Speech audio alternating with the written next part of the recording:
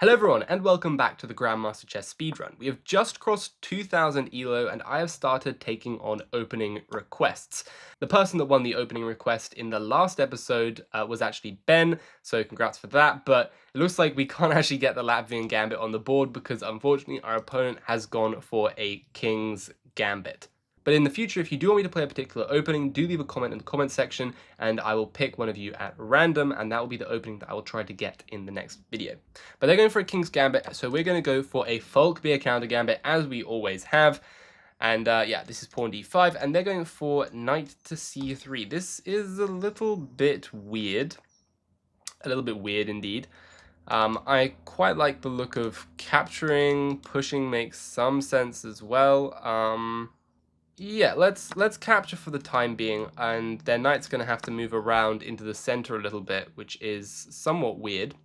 We could also consider f5 here to really kick them around and also gain some room in the center, which is definitely viable. But the position's already very, very weird. If I capture this pawn, the problem is they're just going to win it back quite quickly, and that doesn't look all that impressive. Although, if they go for d4, then maybe I have queen e7. Queen e2. Nah, that's not that good. Yeah, let's just play f5. See what they have to show for it. I mean, why not? I don't think it can be all that bad, and let's give it a go. This move is not very principled, though, because they can go for knight g5 and try and play bishop c4. I guess that's what I was thinking they might go for. But they don't. And now we get to drive this wedge forward with pawn to e4, and it's going to make it harder for them to develop their knight up to the natural square on f3. Of course, they are going bishop c4, which is now controlling this diagonal and trying to prevent us from castling. But I think we might just end up going long anyway. So let's continue with knight to c6, and probably go bishop d7, some queen e7, queen f6 type move, and then from there we will castle the king. So let's just get the knights out first, following the knights before bishops principles. And you are allowing me as well at this check to develop now. If you step the king over, maybe I'm even starting some quick attack actually, with something like knight to g4, knight f2, queen h4, all of these ideas right here. So if I go here, they go for d4. I mean, that just drops a pawn. So yeah, this is looking actually quite playable to go for the attack immediately. You know what? Yeah, I mean, it's not super obvious how you're going to prevent knight f2, so let's just go in for the attack. They're going queen e1, which does make a lot of sense, but this also does allow my knight to potentially jump in and start putting some pressure over here as well. Also, I can leave this knight here pretty much forever, because if they ever play h3, I can just go for h4 and add additional support like that. Something else that I'm eyeing up a little bit is this move knight d4, because if they take it, I get to bring my queen in with an attack on the bishop and also an attack over here. So let's move this knight into the center and potentially take back with the queen. We're breaking a lot of the rules here, but I think it looks okay, because we are making immediate threats. And if they go bishop to b3, okay, so we're going to take with the knight now, with the queen now, attacking the bishop and also attacking this f2 square like this. And most likely we're going to end up in some endgame position where they have to give up the rook and we just have an extra exchange, which at that point it doesn't really matter that our king remains in the center, and we can even just put it on d8 if they try and threaten any knight to c7 fork like this. I mean, if they go knight b5, then we can either take the bishop and then try to win back the knight after it goes into the corner, or alternatively we could have gone for knight f2 as well, but they end up playing pawn to up to d3. But I think now the time has come. Let's cash in the chips. There's no smothered mate here, unfortunately. No queen g1, knight f2. Like if the queen was on d1, we would have that, for example. But yeah, we can just play this move and win a bunch of material for now. So we're going to be winning a little exchange like this, like that. And then we're going to get back a pawn, but at the end of the day, we have got the material advantage. I also think that bishop e5... No, we're moving the same piece a lot of times and running into some trouble there. So most likely what we should do... maybe just bishop d7. Maybe just bishop d7 and try to castle the king. I guess that makes the most sense. We could also have time to play a capture here, like captures, knight captures, bishop back to b6. And they can't really go anywhere that's too dangerous with the knight. I guess they can go here. And then we go h6, if knight f7, rook f8, knight here, bishop d7, bishop e3, castle the king. Then they can take it. If my rook takes, then they have bishop e6. It's not so easy. Let's go bishop d7. Because I'm not too bothered if this pawn pushes forward, it'll be weak in the future.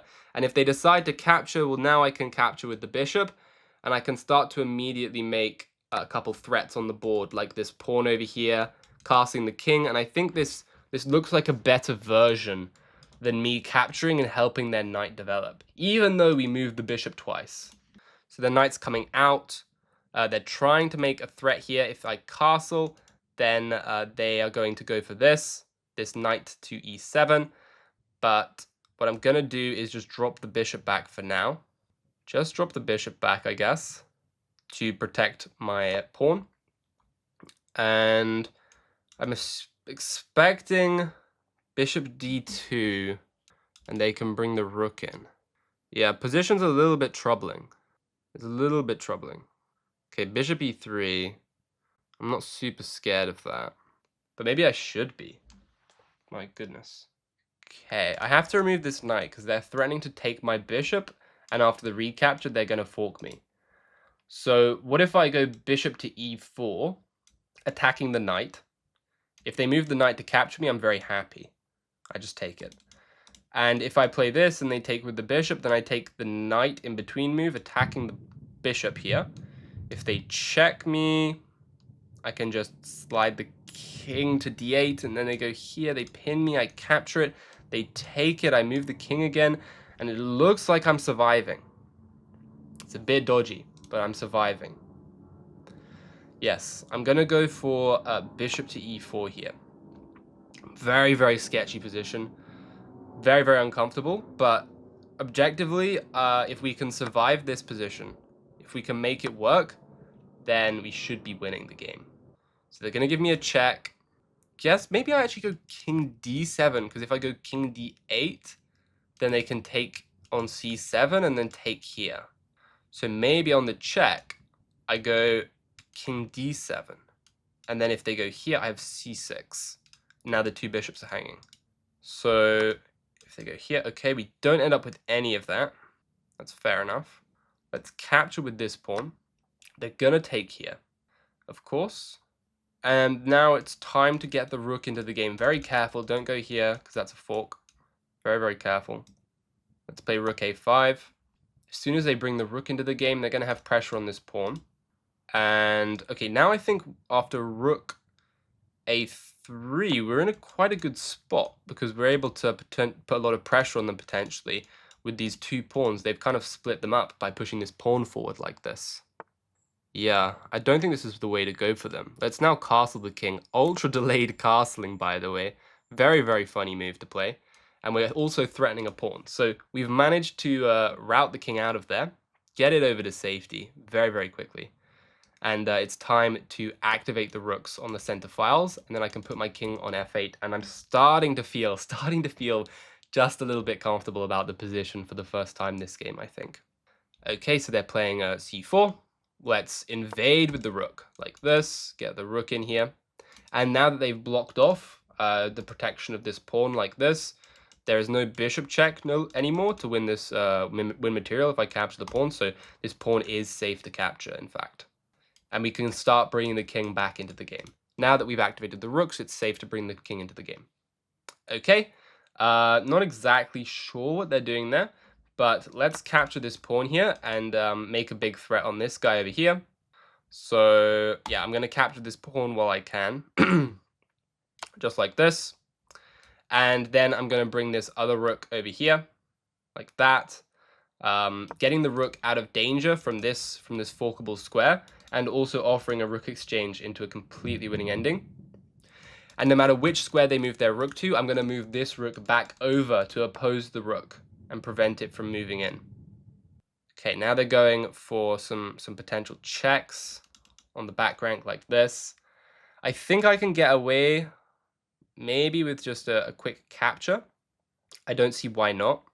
A little bit shaky, a little bit scary, but I think I can just do this. Say, thank you for the pawn, good sir. And after they check me, I just step up. No big deal. And I can start to threaten some very, very serious back rank checkmates like this, if they ever move their rook off, because their king is insanely weak. Also, we only have a minute, so I'm going to have to stay on top of that, pick up the pace a little bit. They give me a check, only one move, got to step to the side, otherwise I get mated. And my king is going to go on a little journey up to the d6 square. Very, very nice. Very nice centralization. You can see the power of the two rooks just dominating the king like this. Okay, let's offer the rook exchange like this, not allow them any infiltration square. And then we're going to work on pushing this c-pawn down the board, which our opponent gave us so graciously. Thank you very much. Let's start pushing it. I was considering this move, but I think it's quite unnecessary. If they want to check me, like I said, we're just stepping up, walking in. And the fact that the rooks are on the light squares is no big deal. It would be the king going on a light square that would be more scary, because that would mean the bishop could potentially check and deliver a fork. Because if the bishop ever just attacks one of the rooks, then we can just move it over, very simply. Let's continue pushing the pawn to victory, like this. Give the old bishop an attack. Then we're going to move the rook out of the way, push the pawn, and promote using one of these two squares. Our opponent won't be able to defend against both. And I'm sure they'll resign the game soon. Alright, they moved the bishop. Yeah, let's just oppose. I could oppose the rook. It doesn't really matter. Let's just go here and start pushing like the plan was. Because I'm not at all bothered by these checks. The king has a very, very clear path to run away. So let's push, and promote the pawn. Okay, they check me, no problem. We still have the path to run away. Check, I run. Check, I run. And we're promoting the queen. Even though we're losing the rook, we're going to get a queen into the game with a fork. It has just started raining outside, so I don't know if you can hear that, but hopefully you couldn't. They did decide to resign the game. Nice, nice stuff. Let's take a look at that. It was a little bit shaky early on, so I'd be quite interested to see the game review. So we played that one at an 86.7. We broke quite a lot of the rules in the opening, but it looks like it was technically okay. Let's start running through it. We had the black side of this, and yeah, they go knight c3. We took it. d4 was the better move, forcing the knight back, forcing the knight back up, and then attacking the knight yet again. Although, yeah, I guess this makes some sense how it's good for black. We have good control of the e5 square, and you can try and stick a piece on it, so this is quite a good structure, I guess. But instead we went for the more open setup. Captures f5. We got a little bit over aggressive here, I think. We probably shouldn't have gone for that. Maybe knight f6.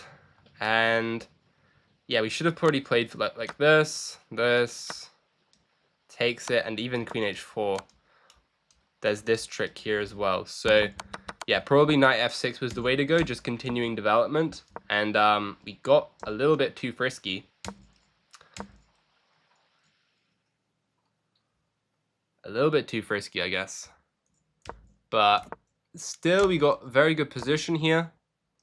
Nice advantage for black. Threatening this, knight d4. And yeah, we're moving the same piece a lot of times, breaking some of the rules. But sometimes you got to break the rules with the higher ratings. That's just how it goes. Knight f2. We win the exchange like this. Bishop d7 was a good move. Very happy with that one. And maybe we should have long castled here. But this is fine, technically. But long castles is good here. And even though, knight e7, just king b8, they can't take because of back rank. Probably should have seen that one. That was a nice tactic that would have helped us consolidate the position. But instead, we played this inaccurate move. Bishop e6, which, mind you, isn't bad if you didn't realize you could castle.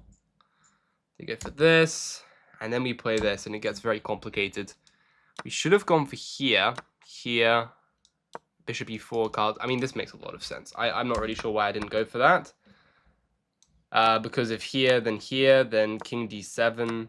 and we're just up a bishop, so yeah, definitely should have played that. But instead, we went for this very, very sharp line where the path to victory is quite narrow.